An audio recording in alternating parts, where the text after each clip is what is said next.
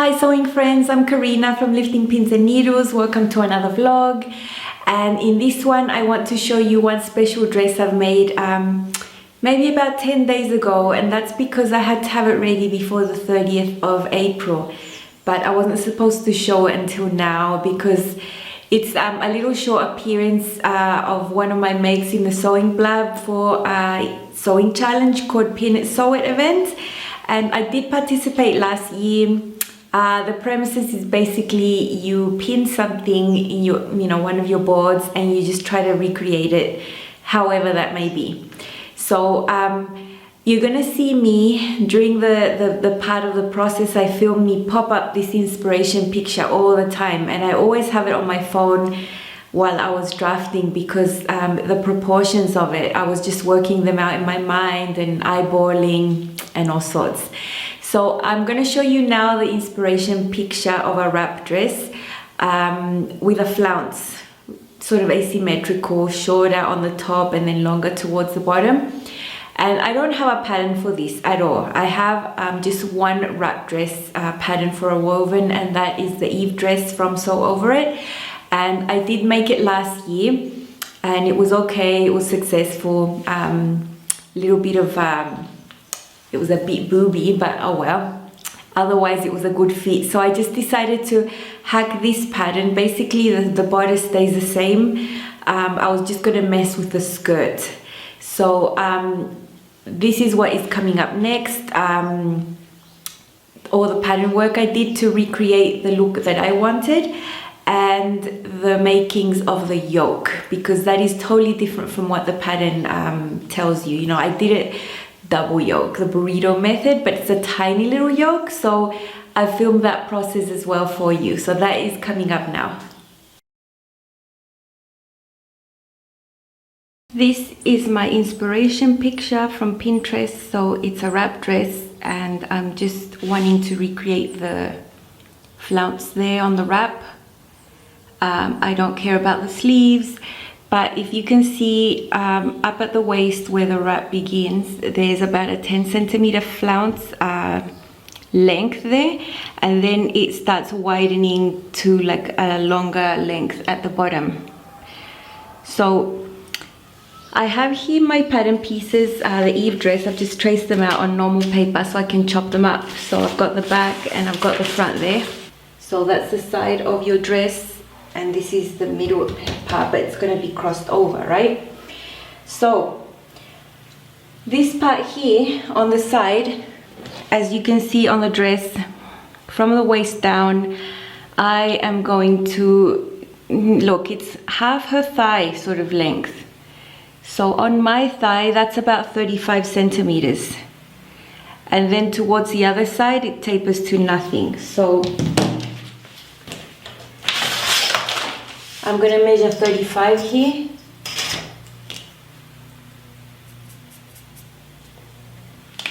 And the other thing you can see is that the flounce is about 10 centimeters there on the side. Right there. See the flounce there? So I'm going to discount that distance from up here. I'm going to do 9 just to be safe. So I've made a mark there, and now my front pattern piece is going to be tiny now because I'm going to make a line like this.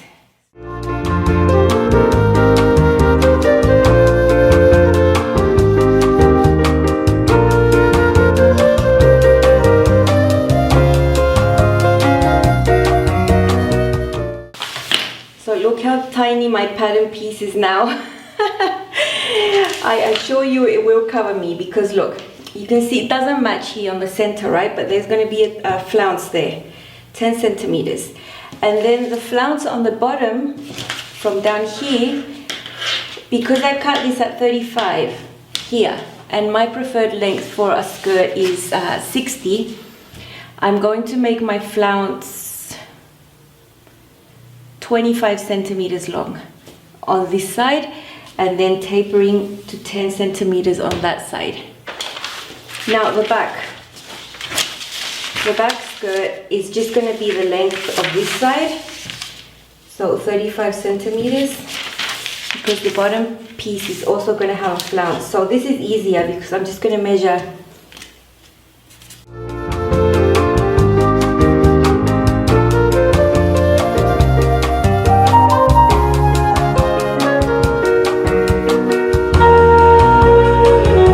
I'm going to measure how much this is as well.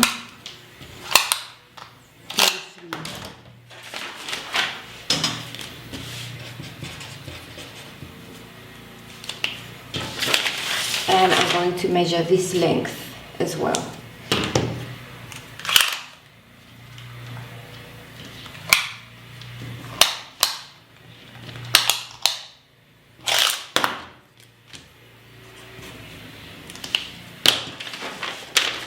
So on the front I have 64 centimeters and on the back I have 43 centimeters. I'm going to calculate and make the flounce for the front of the skirt, and I've measured 64 centimeters there for one piece. So I'm going to calculate the radius for that. So I'm going to calculate circumference. It's not a waist actually, it's just the bottom part of the front skirt. 64 centimeters, and the length, the longest length of the flounce I want is 25 centimeters. So calculate that, gives me a radius of 19.74. So yeah, I'm going to round that up to 20 centimeters. So that is how I'm going to draw that on that paper there at the back.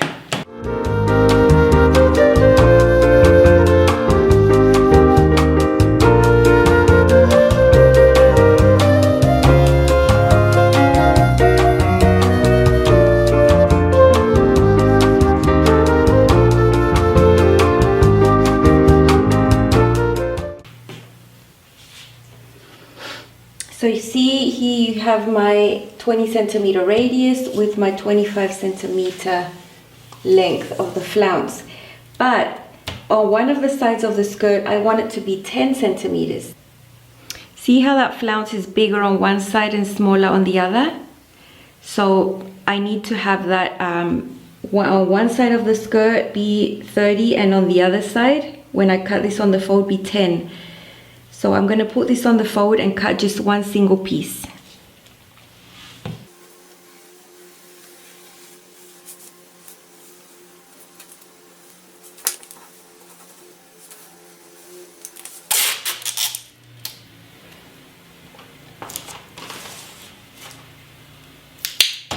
My initial pattern piece here, there on the fold, I've just attached another piece of paper. I'm going to trace around it, the whole thing.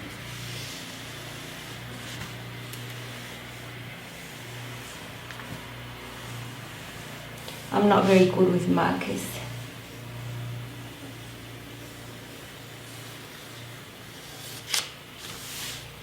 Okay, and now I want one side here to have the 25, but the other side's going to be 10. So I've marked the 10 right there. Let's mark. And now I'm going to just freehand do that taper there.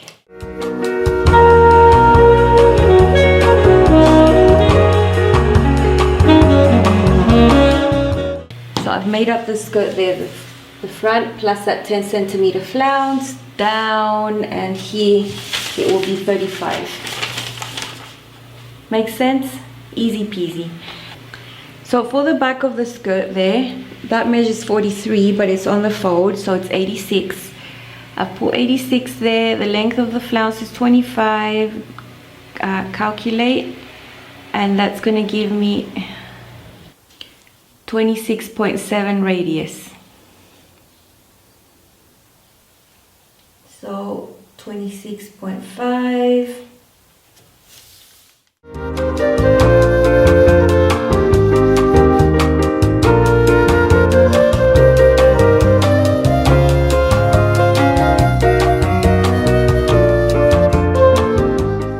So that's going to turn out the back bodice plus the back skirt plus the flounce. The flounce there. You know? Done. Back bodice, back skirt, back flounce. Now these are all on the fold, all of them. Now the front, you know, nothing's on the fold. So we have the front piece. This is the one that crisscrosses to form the V shape. Under that goes attached the skirt. That little flounce there completes that and that piece to attach onto the skirt. And then it goes down to a longer length flounce there, so it's asymmetrical. So each of these pieces are cut 2 times. These on the fold. Now we're gonna go into the little burrito method for that yoke. See, I've got the gathering there from the shoulder seam of the front bodice, sandwiched between 2 of the little yokes. I just cut them twice. You can see I've pinned them there, and that's how it's gonna look nice and closed in once I've done the final stitching there on the machine. So that is what I'm going to do next.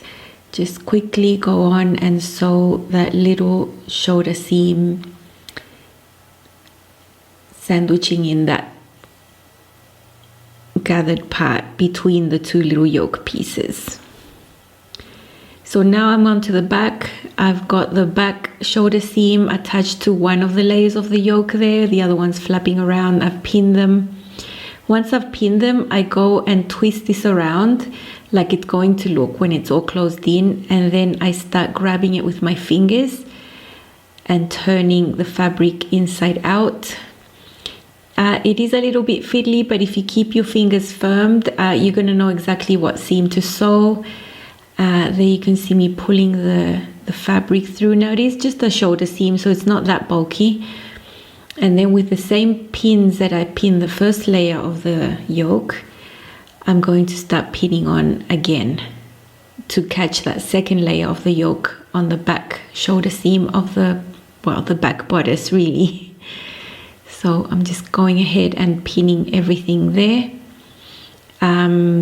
Once you've done this a couple of times, you don't even have to think about the process. You just know how to do it. You just have to start doing them really. And loads of patterns don't include this technique. They'll just have you do one single layer yoke. I'd prefer to do 2 layers, especially if I'm working with thin fabric like this viscose. It just gives the shoulder more stability. So there you can see I've got that, and I'm going to go and straight stitch there. There you can see I've finished stitching there, and then I just turn this around, and then it's all done. I'll just show you here how it's going to look.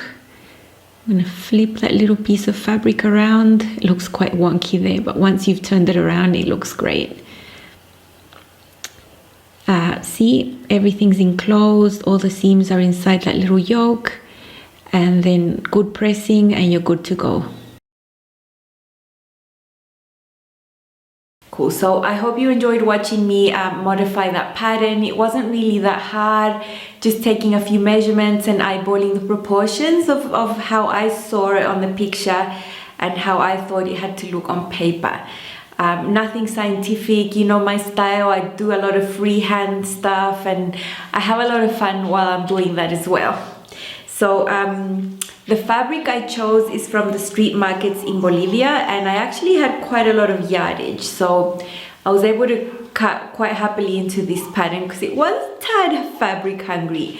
So here is the wrap dress. There you can see I've made the ties just out of I've made them black. I didn't cut them into the same fabric because I couldn't be bothered.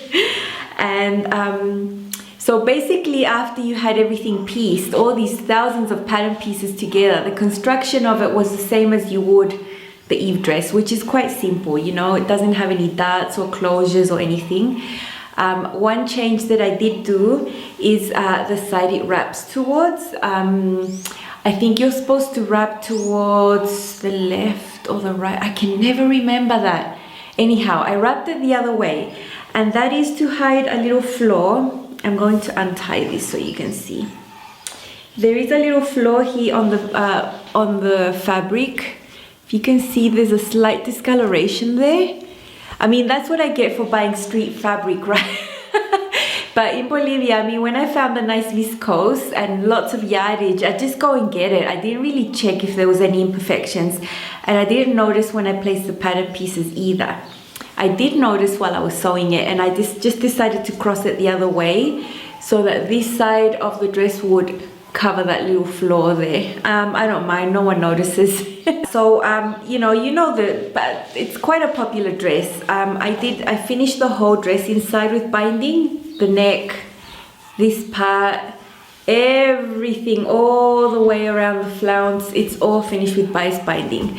And from around the part where you attach the bodice to the skirt, from there downwards, it's all hand hemmed, and then it would just fall nice and look nice, I thought.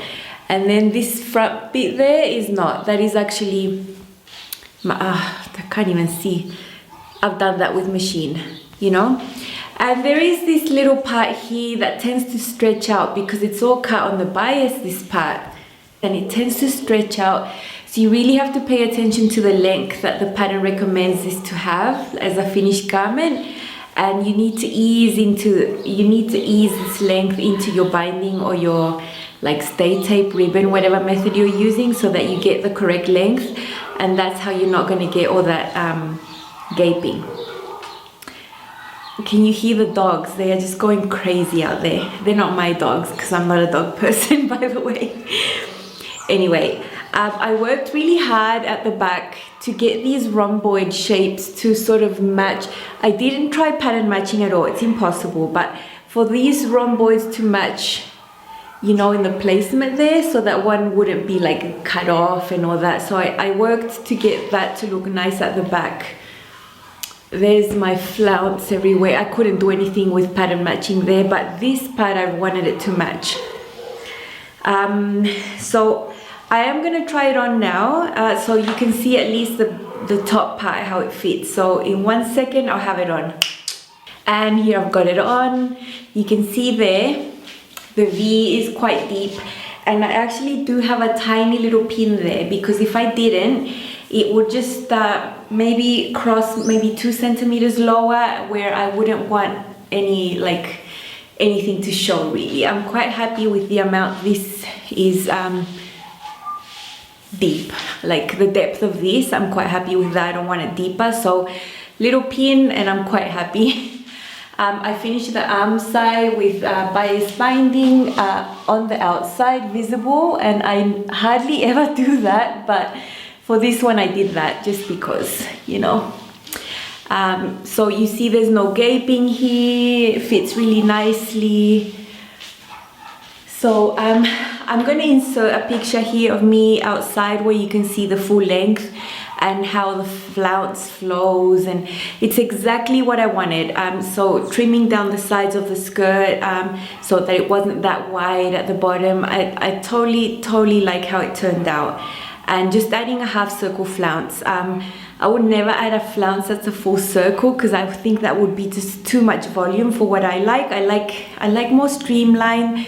I like how half circle flounces flow nicely without being so bulky, you know. So I'm very happy with this dress, and I'm going to insert some pictures now so you can see some, you know, in another angle, the back and all that. So that's coming up now.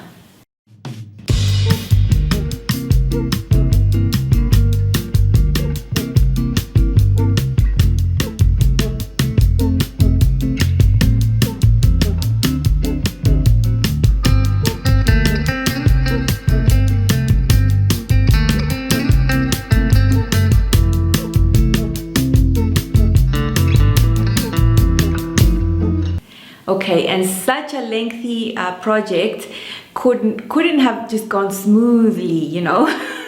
So I thought I'll insert a bit of comedy into here. Not comedy, but something that happened. So I'm going to insert here a tiny little footage of me fitting this dress. So when I had all this done, I hadn't finished the arm side, but I'd finished the binding. I tried it on. I was going to show you how it fit. I was going to do this sort of thing to show that the neckline wasn't gaping, and then I noticed that there was these shapes here. Anyway, this is the original bodice. I had to cut it out again because this is the bodice I made originally, and if I place this on here, actually there, that's where it crosses over. Look at that rhomboid. and that flower there, it's like right at my apex, and it was the same on the other side, and it looked really rude. Like I couldn't like, and after I'd done the work of the binding on the neck and everything, I mean, I was 80% done with the dress basically.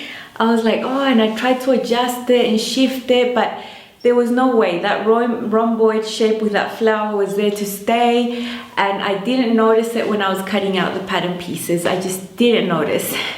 I just worked really hard to get these rhomboids to look nice, but I didn't really notice with the front. So if you can see, this one has binding there. Like I had to like unpick the bodice from the skirt and the side seams and take it out of the yoke. See, there's already like gathered where it had been like in here. Yeah, so that was a bit of a bummer. I had to take out both bodice pieces, cut new ones, and I'm happy with this pattern placement. There's no weird rhomboids hitting my apex. One is up higher. I made sure to have different shapes and patterns here on this side and on this side, so I don't have that problem anymore. And I'm really glad I had enough fabric to be able to do that, or else I would have been in a big problem. So yeah, this is not a fail, definitely not a fail, but it took a little bit of extra work to get there. Please comment down below in this video, would you have taken the time to do what I did?